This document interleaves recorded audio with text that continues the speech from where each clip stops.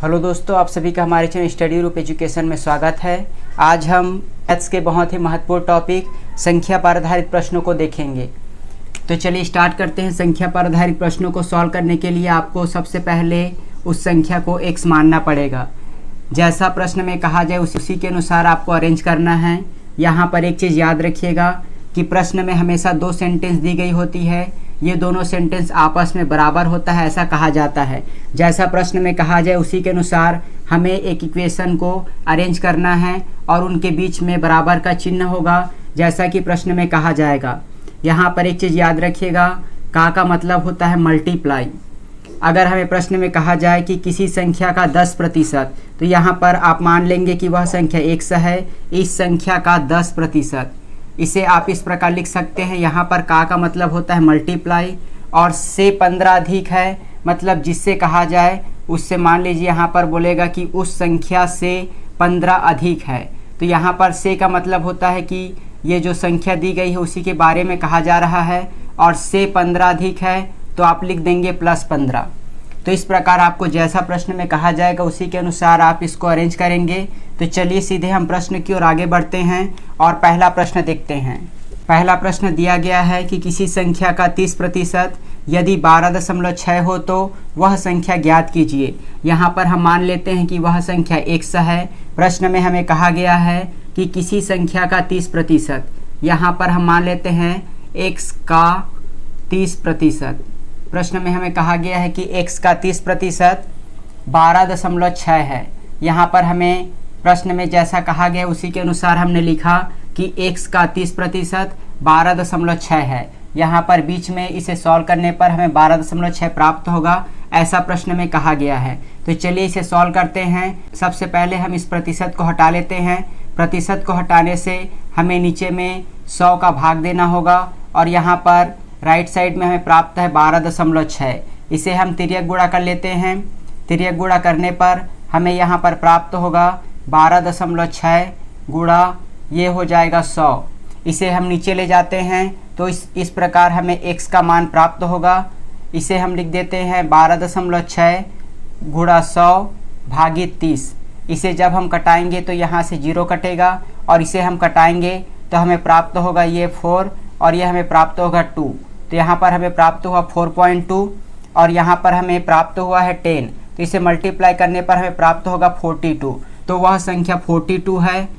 अगर इसी में अगर हम नॉर्मली से चेक करना चाहें तो यहाँ पर हम देख लेते हैं 42 का अगर हम 30% निकालेंगे तो हमें प्राप्त होगा 12.6। तो ये हमें आंसर प्राप्त हुआ कि वह संख्या 42 है, उस संख्या का 30% 12.6 होगा।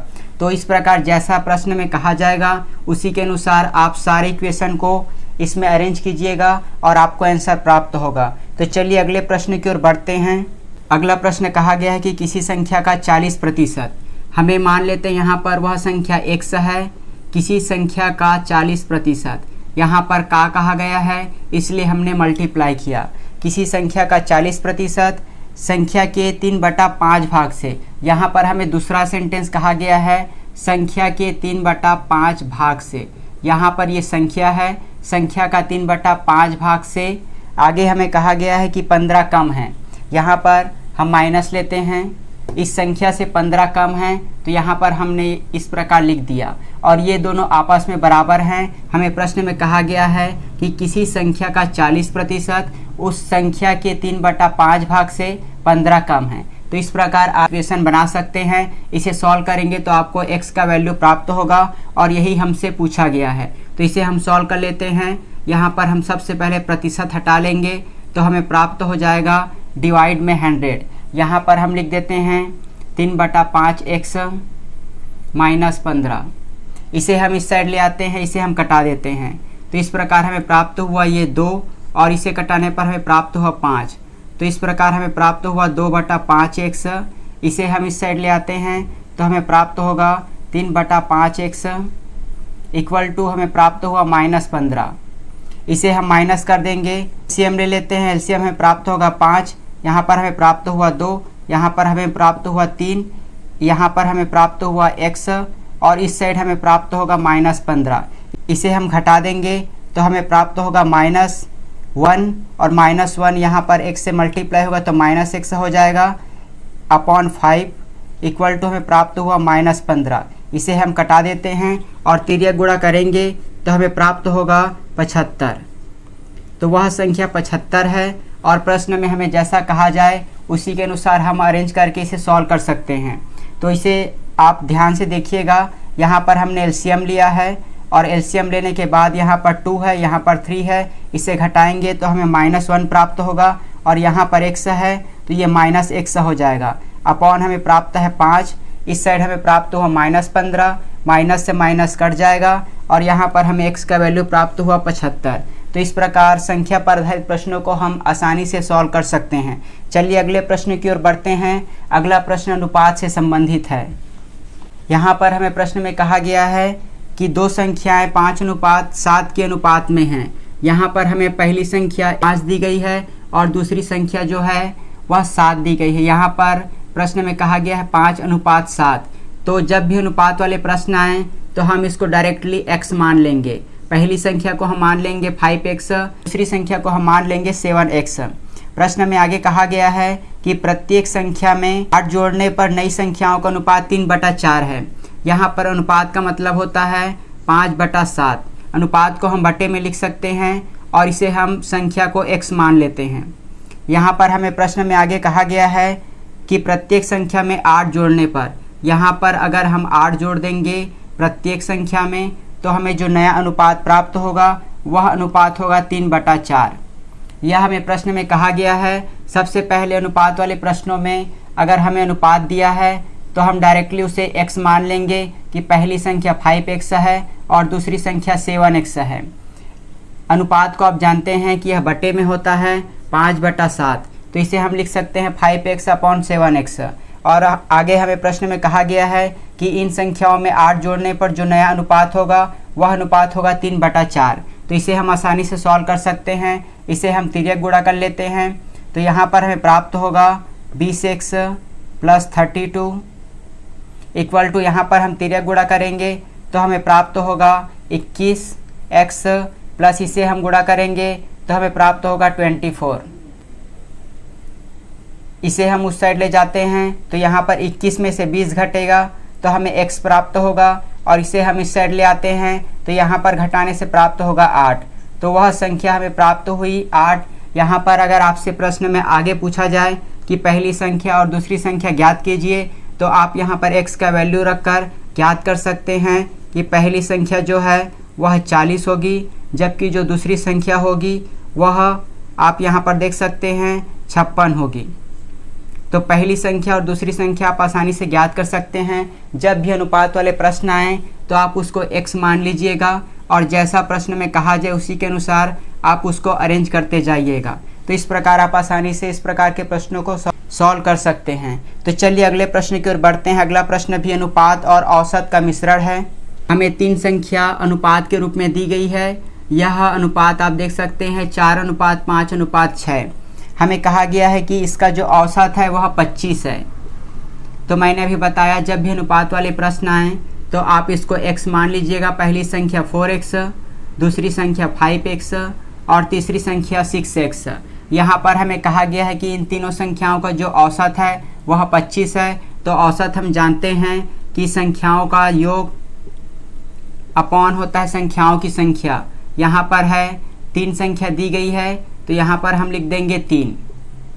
औसत का फार्मूला आप जानते हैं, परिणामों का योग होता है अपॉन होता है परिणामों की संख्या। तो यहाँ पर हम तीनों को जोड़ देंगे तो हमें प्राप्त हो जाएगा योग। ये है परिणामों का योग और ये है परिणामों की संख्या। और यहाँ पर हमें बताया गया है कि जो औसत है वह 25 है। तो इसको हम तिर्यक गुणा कर देंगे और इन सभी को जोड़ देंगे। तो इसको जोड़ने पर हमें प्राप्त होगा 15x इक्वल टू हमें प्राप्त होगा 25 गुणा 3। इसे हम कटा देते हैं। x इक्वल टू इसको नीचे ले जाते हैं 25 गुणा 3/15। इसे अगर हम 5 से कटा देंगे तो हमें प्राप्त होगा 3। इसे कटाने पर हमें प्राप्त होगा 5। इसे हम कटा देते हैं। तो इस प्रकार हमें x का जो वैल्यू है वह 5 प्राप्त हुआ। यहाँ पर अगर हम पहली संख्या में इसे पुट कर देंगे, पहली संख्या है 4x, दूसरी संख्या है 5x और तीसरी संख्या है 6x। यहाँ पर x के जगह अगर हम 5 पुट कर देंगे तो हमें प्राप्त हो जाएगा 20, दूसरी स्थिति में 25 और तीसरी स्थिति में 30। तो अनुपात वाले प्रश्नों को आप इजीली सॉल्व कर सकते हैं। सबसे पहले आप x मान लीजिए और जैसा प्रश्न में आगे कहा जाए उसी के अनुसार आप सॉल्व कीजिए और अंत में x का मान यहाँ पर पुट कर देंगे तो आपको पहली संख्या, दूसरी संख्या और तीसरी संख्या मिल जाएगी। यहाँ पर प्रश्न में आपको कहा जाता है कि सबसे छोटी संख्या और सबसे बड़ी संख्या का अंतर क्या होगा। यहाँ पर सबसे छोटी संख्या आपको प्राप्त हुआ 20 और सबसे बड़ी संख्या है 30। तो इसका अंतर क्या होगा, तो आप बता सकते हैं कि इसका अंतर जो है वह 10 होगा। तो किसी प्रश्न में इस प्रकार पूछा जाता है कि सबसे बड़ी संख्या और सबसे छोटी संख्या का अंतर क्या होगा, तो आप बता सकते हैं कि इसका अंतर जो है 10 होगा। चलिए अगले प्रश्न की ओर बढ़ते हैं। अगला प्रश्न भिन्न पर आधारित है। प्रश्न में कहा गया है कि किसी भिन्न का हर उसके अंश से 11 अधिक है। यहाँ पर हम मान लेते हैं अंश को x और उसका जो हर है वह अंश से 11 अधिक है। ये है अंश और ये है हर, तो जो हर है वह अंश से 11 अधिक है, यह हमें प्रश्न में कहा गया है। प्रश्न में आगे कहा गया है इस भिन्न के अंश और हर में प्रत्येक में 8 जोड़ने पर 3/4 प्राप्त होता है। अगर हम अंश में 8 जोड़ देते हैं और हर में भी 8 जोड़ देते हैं तो हमें जो अनुपात प्राप्त होगा, जो भिन्न प्राप्त होगा वह होगा 3/4। तो इसे आप आसानी से सॉल्व कर सकते हैं। सबसे पहले आप इसको तिर्यक गुणा कर दीजिए। तिर्यक गुणा करने पर आपको प्राप्त होगा 4x। इसे तिर्यक गुणा करेंगे तो आपको प्राप्त होगा 32 इक्वल टू, इसे आप जोड़ लीजिए। इसे जोड़ने पर आपको प्राप्त होगा 19 और इसे भी तिर्यक गुणा करेंगे तो आपको प्राप्त होगा 3x प्लस, इसे आप तिर्यक गुणा करेंगे तो आपको प्राप्त होगा 57। इसे आप पक्षांतर कर दीजिए तो 4x में से 3x घटेगा तो आपको प्राप्त होगा x और इसे आप उस साइड ले जाइए और माइनस कर दीजिए। 57 में अगर आप 32 को माइनस कर देंगे तो आपको प्राप्त होगा 25। तो यही वह संख्या है 25। प्रश्न में हमें पूछा गया है कि अभीष्ट भिन्न क्या होगा। हमने शुरू में देखा था ये है अंश, हमने x माना था और जो हर है वह अंश से 11 अधिक है और इसी को हमें ज्ञात करना है कि वह भिन्न क्या होगा। तो यहाँ पर x के जगह अगर हम 25 रख देंगे तो हमें ऊपर 25 प्राप्त होगा और यहाँ पर हमें प्राप्त होगा 25 प्लस 11। तो यहाँ पर हम लिख देते हैं जो अंश होगा वह 25 है और जो हर होगा वह 36 है। इसे ही हमें ज्ञात करना है। भिन्न पर आधारित प्रश्नों को याद रखिएगा, ये जो ऊपर वाला हिस्सा होता है वह अंश होता है, नीचे वाला हिस्सा होता है वह हर होता है। और जैसा प्रश्न में कहा जाए कि अंश हर से इतना अधिक है या हर अंश से इतना कम है, उसी के अनुसार आप इसको अरेंज कीजिएगा और आपको अंत में x का वैल्यू प्राप्त होगा। और जब x का वैल्यू आप इनिशियली जहाँ से आप स्टार्ट किए हैं अंश और हर जिसे माने हैं, अगर आप वहाँ पर रख देंगे तो आपको वह भिन्न प्राप्त हो जाएगा। तो भिन्न पर आधारित प्रश्नों को हमने देख लिया। आज हमने अनुपात, औसत और सामान्य संख्या पर आधारित प्रश्नों को देखा। चलिए अगले प्रश्न की ओर बढ़ते हैं। अगला प्रश्न बहुत ही महत्वपूर्ण है। प्रश्न इकाई और दहाई पर आधारित है। प्रश्न में कहा गया है कि 2 अंकों की एक संख्या अंकों के योग से तिगुनी है। यहाँ पर हमें 2 अंकों की संख्या कहा गया है। जब भी हमें इस प्रकार के प्रश्न पूछा जाए 2 अंकों, तो यहाँ पर हम मान लेंगे कि दहाई का अंक x है और इकाई का अंक जो है y है। तो इसे आप कैसे अरेंज करेंगे, यहाँ पर आप लिखेंगे 10x प्लस y। यहाँ पर मान लीजिए अगर x के जगह हम 1 रख देते हैं और यहाँ पर y के जगह हम 2 रख देते हैं तो हमें कौन सा अंक प्राप्त होगा। यहाँ पर आप देख सकते हैं 10 प्लस 2, अर्थात जो संख्या होगी वह 12 होगी। और यह 2 अंकों की संख्या है। यहाँ पर 2 जो है वह इकाई है। यहाँ पर हमने देखा कि y जो है वह इकाई है जबकि x जो है वह दहाई है। तो यहाँ पर आप देख सकते हैं जो 10 हमें प्राप्त हुआ वह दहाई है। तो इस प्रकार जब भी हमें 2 अंकों की संख्या कहा जाए तो हम इसको इस प्रकार लिख सकते हैं 10x प्लस y। आगे जैसा प्रश्न में कहा जाए आप लिख दीजिएगा।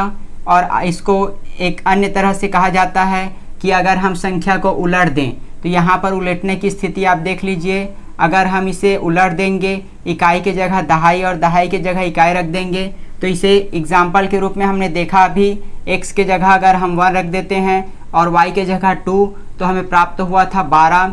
इसी प्रकार यहाँ पर हम y के जगह 2 रखेंगे और x के जगह 1।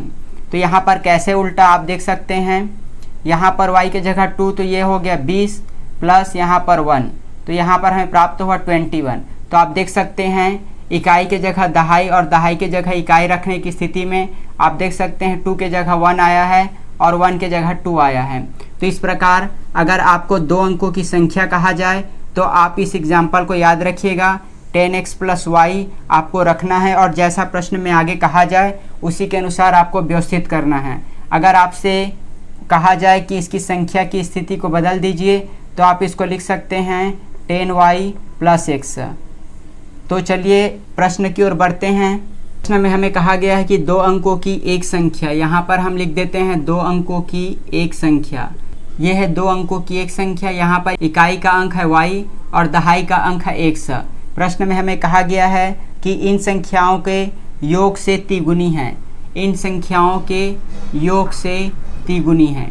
प्रश्न में हमें कहा गया है कि 2 अंकों की एक संख्या अंकों के योग के तिगुनी है। प्रश्न में आगे कहा गया है कि यदि संख्या में 45 जोड़ दिया जाए, यहाँ पर आप देख सकते हैं ये संख्या है, अगर इसमें हम 45 को जोड़ देंगे तो हमें आगे प्रश्न में कहा गया है कि अंक पलट जाएंगे। यहाँ पर हमने देखा y के जगह x और x के जगह y रखने से ये आपस में पलट जाते हैं। तो इस प्रकार हम लिख सकते हैं, तो इससे हमें इक्वेशन प्राप्त होगा। इसे सॉल्व कर लेते हैं। हम y और x को एक साइड ले आते हैं। यहाँ पर 10x है, यहाँ पर x है, अगर वो इस साइड आए तो हमें प्राप्त होगा 9x और ये y है और ये 10y है, तो यह उस साइड आएगा तो हमें प्राप्त होगा 9y। ये -10 इस साइड आएगा और ये प्लस है तो हमें प्राप्त हुआ -9y और हम इसे उस साइड ले आते हैं तो हमें प्राप्त होगा -45। तो ये हमें प्राप्त हुआ सेकंड इक्वेशन और यहाँ पर हमें प्राप्त हुआ था फर्स्ट इक्वेशन। इसे भी हम सॉल्व कर लेते हैं। सॉल्व करने पर यहाँ पर हमें प्राप्त होगा 10x plus Y equal to, इसे हम मल्टीप्लाई कर देते हैं, हमें प्राप्त होगा 3x प्लस 3y। इसको हम एक साइड ले आते हैं तो यहाँ पर हमें प्राप्त होगा 7x और इसे ले आएंगे तो -2y इक्वल टू 0। ये हमें प्राप्त हुआ था फर्स्ट इक्वेशन और ये हमें प्राप्त हुआ सेकंड इक्वेशन।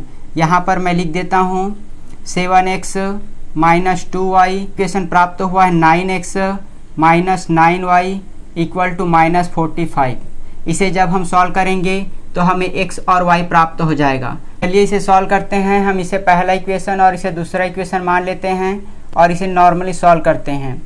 यहाँ पर अगर हम दूसरे इक्वेशन में 2 से मल्टीप्लाई कर देते हैं और पहले इक्वेशन में अगर हम 9 से मल्टीप्लाई कर देंगे तो ये वाला जो y है वह कट जाएगा। तो चलिए करते हैं। यहाँ पर हम मल्टीप्लाई कर देते हैं तो हमें प्राप्त होगा 63x -18y इक्वल टू 0। यहाँ पर हम 2 से मल्टीप्लाई करेंगे तो हमें प्राप्त होगा 18x माइनस, यहाँ पर हमें प्राप्त हुआ 18y इक्वल टू यहाँ पर 90। यहाँ पर हम साइन चेंज कर लेते हैं। साइन चेंज करने पर ये प्लस हो जाएगा और ये माइनस हो जाएगा, तो ये आपस में कट जाएंगे। यहाँ पर हम माइनस कर लेते हैं तो माइनस करने पर हमें प्राप्त होगा, इसे हम माइनस करेंगे तो हमें प्राप्त होगा 5 और यहाँ पर हमें प्राप्त होगा 4। तो 45x इक्वल टू हमें प्राप्त हुआ 90। तो यहाँ पर हमें x इक्वल टू प्राप्त हुआ 2। यहाँ पर माइनस माइनस प्लस हो जाएगा और यहाँ पर माइनस और माइनस प्लस हो गया और कट गया। यहाँ पर हम माइनस करेंगे। यहाँ पर आप याद रखिएगा साइन चेंज करना बहुत ज़रूरी है और साइन चाहे यहाँ प्लस रहे या फिर माइनस, आपको हमेशा साइन चेंज करना होगा।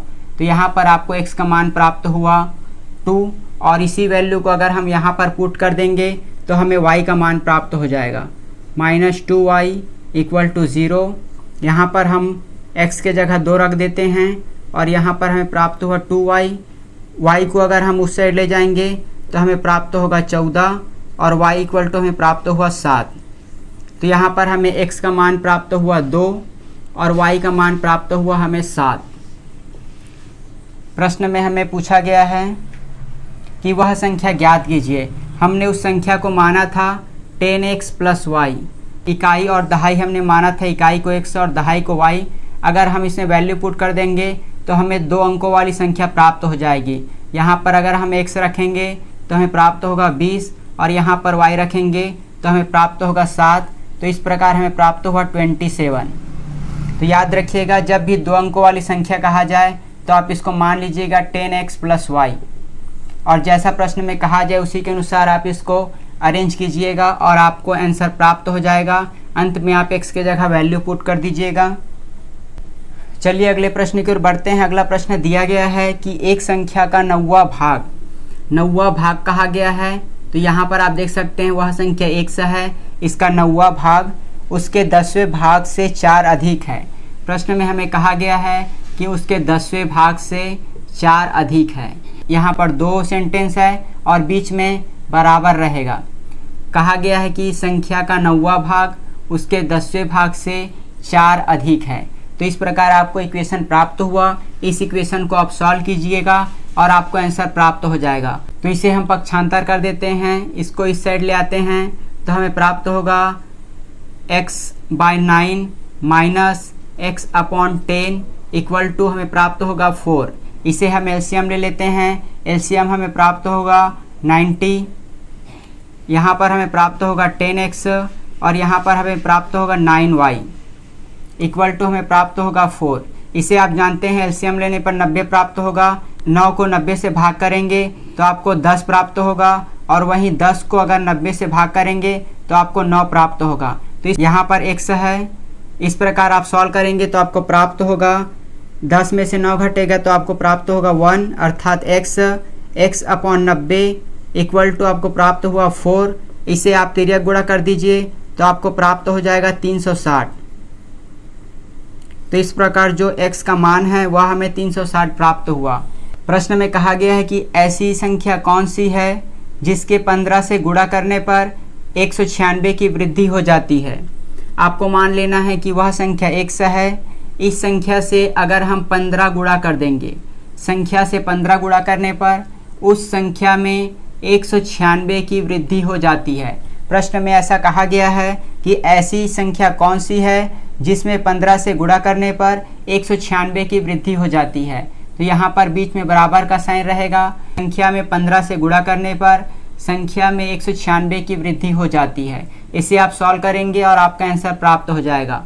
तो यहाँ पर आपको प्राप्त हुआ 15x, और यहाँ के x को अगर हम इस साइड ले आएंगे तो हमें प्राप्त हो जाएगा x इक्वल टू 196। यहाँ पर हमें प्राप्त हुआ 14x इक्वल टू 196। तो यहाँ पर अगर आप कटा देंगे तो आपको प्राप्त होगा 1 और यहाँ पर आपको प्राप्त होगा 4। तो इस प्रकार जो x का मान है वह हमें प्राप्त हुआ 14। और इस प्रकार आप अरेंज करके बता सकते हैं। संख्या पर आधारित जितने भी प्रश्न हैं उसमें जैसा प्रश्न में कहा जाए उसी के अनुसार आप व्यवस्थित कीजिएगा। इस संख्या को x मान लीजिएगा। चलिए एक प्रश्न और बचा है, अंतिम प्रश्न है इस वीडियो का। प्रश्न में कहा गया है कि यदि किसी संख्या के 2/3 में से 50 घटाने पर किसी संख्या के 2/3, यहाँ पर हम मान लेते हैं संख्या x है, किसी संख्या के 2/3 से 50 घटाने पर हमें क्या प्राप्त होता है। मूल संख्या के 1/4, मूल संख्या x है, इस संख्या के 1/4 से 1/4 में 40 जोड़ने से प्राप्त संख्या के बराबर होता है। इस संख्या के 1/4 से 40 जोड़ने के बराबर हमें यह संख्या प्राप्त होती है। प्रश्न में कहा गया है कि किसी संख्या के 2/3 में अगर 50 घटा देंगे तो उस मूल संख्या के 1/4 से 40 अधिक प्राप्त होता है। तो इस प्रश्न को आप आसानी से सॉल्व कर सकते हैं। x वाले को एक साइड ले आइए और नॉर्मल को, अंकों को आप उस साइड ले जाइए।